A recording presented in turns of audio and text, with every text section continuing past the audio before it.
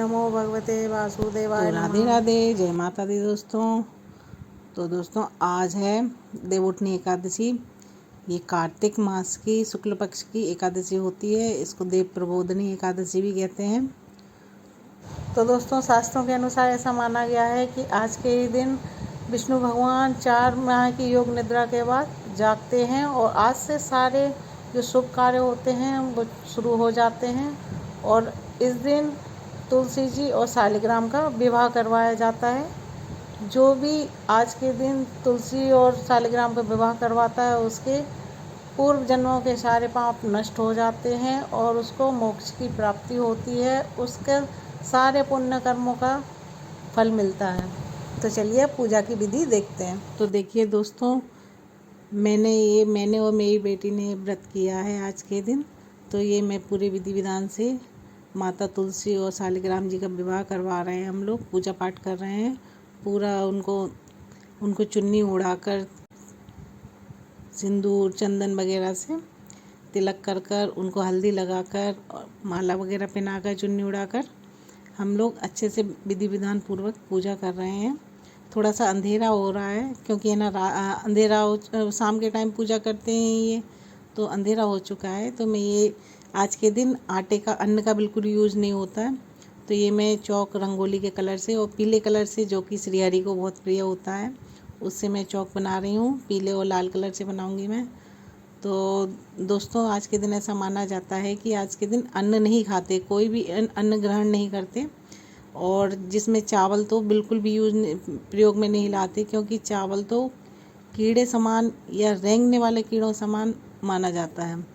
और अन्न आज के दिन जो भी खाता है तो उसके सारे धर्म किए हुए जितने भी उसके धर्म कर्म है वो सब नष्ट हो जाते हैं। इसलिए आज के दिन अन्न वर्जित है। मैंने रंगोली के कलर से चौक पूर लिया है। अब मेरे पास ये चौकी है, ये पूजा करने के लिए मैंने बनवाई थी। तो ये चौकी रख दी मैंने रंगोली के ऊपर। और अब इसके ऊपर मैं एक कपड़ा बिछाकर, और ये सिंहासन है जो जिस पे विष्णु भगवान बैठे हुए हैं। ये साफ क्लियर दिख नहीं रहा इसमें।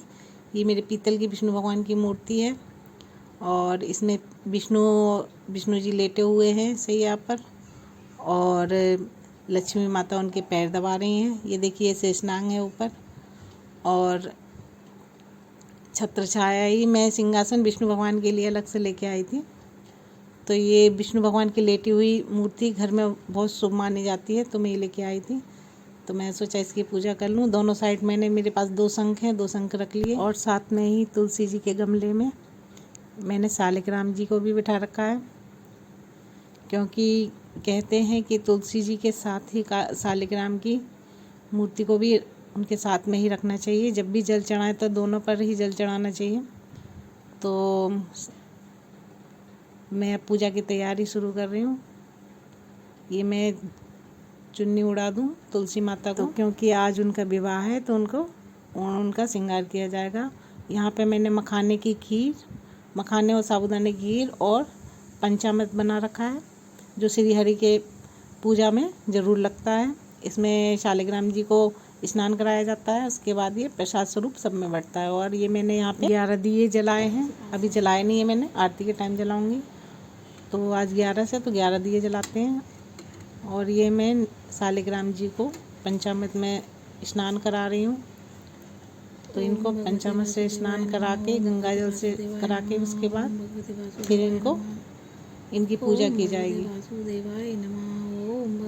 तो सत्यनारायण की कथा भी जब होती है तब भी इसी प्रकार से शालिग्राम की पूजा होती है पहले।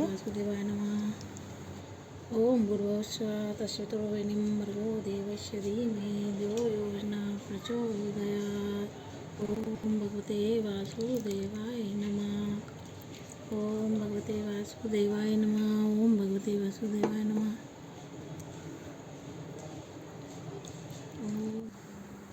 तो दोस्तों ये मैंने सारा श्रृंगार का सामान रख रखा है और प्रसाद वगैरह फल सारे।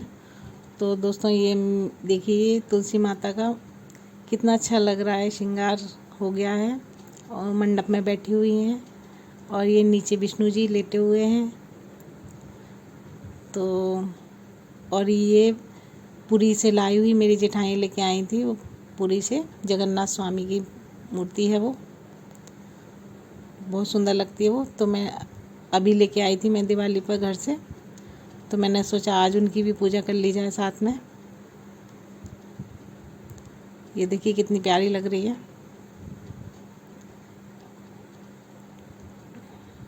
तो मैंने आज घी के दिए जलाए हैं 11, और ये फल फ्रूट सब भगवान को चढ़ा देंगे।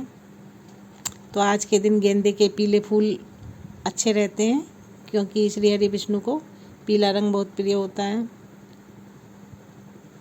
और तुलसी जी की यदि आप माला बना सकें तो माला बना के श्री हरि को पहनाते हैं, नहीं तो उनको तुलसी पत्र एक दिन पहले ही आप तोड़ के रख लें, 11 के दिन नहीं तोड़ते, वो चढ़ाते हैं। तो अब मैं और मेरी बेटी हम दोनों पूजा शुरू कर रहे हैं। तो जैसे जैसे मैं पूजा कर रही थी वैसे वैसे मेरी बेटी भी कर रही थी। उसको भी बहुत उत्साह हो रहा था आज पूजा करने का, उसको भी शौक़ है। तो आज उसने भी पूरे मन से व्रत रखा है, उसने भी कुछ नहीं खाया है। सुबह खिचड़ी खाई थी साबूदाने की। तो चलिए अब पूजा कर लेते हैं पूरी, फिर करते हैं आरती। विधि पूर्वक पूजा संपन्न होने के बाद कथा सुनते हैं एकादशी की, जो इस प्रकार है कि एक राक्षस राज के यहाँ एक कन्या होती है जो बचपन से मन ही मन श्री हरि विष्णु को पति रूप में पाना चाहती है। इसके लिए वह घोर तपस्या करती है जंगल में जाकर, और इसकी तपस्या से प्रसन्न होकर ब्रह्मा जी वृंदा से वरदान मांगने को कहते हैं। तो वो श्री हरि को पति रूप में पाने की इच्छा जताती है, लेकिन ब्रह्मा जी कहते हैं तुम्हारे पूर्व जन्मों के कर्मों के कारण, तुम्हारे और पति के पूर्व जन्मों के कर्मों के कारण तुम्हें इस जन्म में श्री हरि नहीं मिलेंगे, लेकिन अगले जन्म में मिल जाएंगे।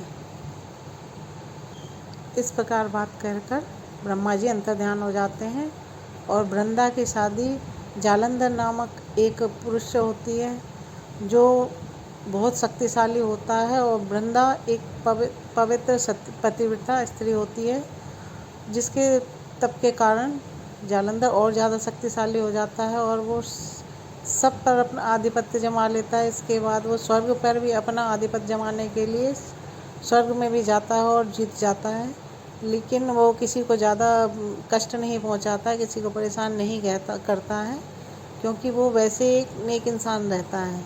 लेकिन अब सारे देव जो स्वर्ग के देव जो देवी देवता थे वो परेशान होकर शंकर जी के पास जाते हैं। तो शंकर जी भी जालंधर को नहीं हरा पाते हैं, क्योंकि जालंधर अपनी पतिव्रता पत्नी के कारण बहुत शक्तिशाली होता है। तो सब लोग जाते हैं विष्णु भगवान के पास। तो विष्णु भगवान कहते हैं इसको ऐसे नहीं हरा सकते, इसको छल से ही हराया जा सकता है। तो विष्णु भगवान एक माया रचते हैं और है ना जालंधर का रूप रखते हैं। जालंधर का रूप रखकर वो वृंदा के पास जाते हैं। तो वृंदा के सामने जब जाते हैं तो वृंदा उसको अपना पति समझती है, जिसके कारण उनकी माया के कारण उसका पतिव्रत धर्म टूट जाता है। अब यहाँ उसका पतिव्रत धर्म टूटता है, वहाँ शंकर जी का त्रिशूल जालंधर में लगता है और जालंधर मृत्यु को प्राप्त होता है। तो जैसे ही वृंदा को पता लगता है कि विष्णु भगवान की माया थी, तो उनको श्राप देती है कि आप पाषाण स्वरूप बन जाओगे। तो विष्णु भगवान कहते हैं सृष्टि के उद्धार के लिए ये जरूरी था, और वृंदा को सब समझाते हैं, और वृंदा जालंधर के साथ ही अपने शरीर को त्याग देती है।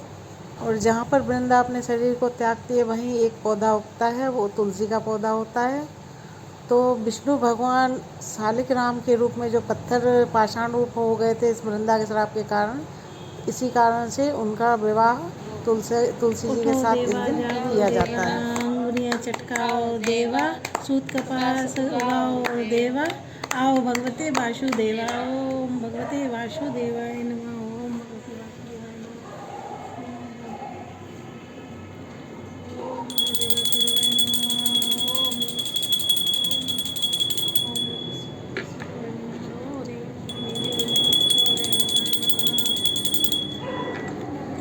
अब बोल कर तुम पालन करता, तुम पालन करता, मैं मूरख खल कामी, मैं मूरख खल कामी, का करो भरता, ओम जय जगदीश हरे।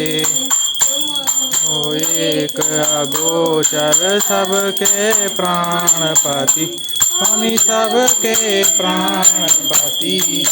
किस विध मिलूं दया में, किस विध मिलूं दया में, तुमको ओम जय जगदीश हरे। बंधु दुख हरता तुम रक्षक मेरे, स्वामी तुम रक्षक मेरे। अपने हाथ उठाओ, अपने हाथ पकाओ द्वारका तेरे। ओम जय जगदीश हरे। विकार मिटाओ पाप हरो देव, बढ़ाओ संतन की सेवा। ओम जय जगदीश हरे। मन धन सब है तेरा, स्वामी सब कुछ है तेरा। तेरा तुझको अर्पण, तेरा तुझको क्या लागे मेरा। ओम जय जगदीश हरे, जय जगदीश हरे। स्वामी जय दीनानाथ हरे। भक्त जनों के संकट, दास जनों के संकट क्षण में दूर करे। ओम जय जगदीश हरे। सामने उधर भी एक अलग कैमरा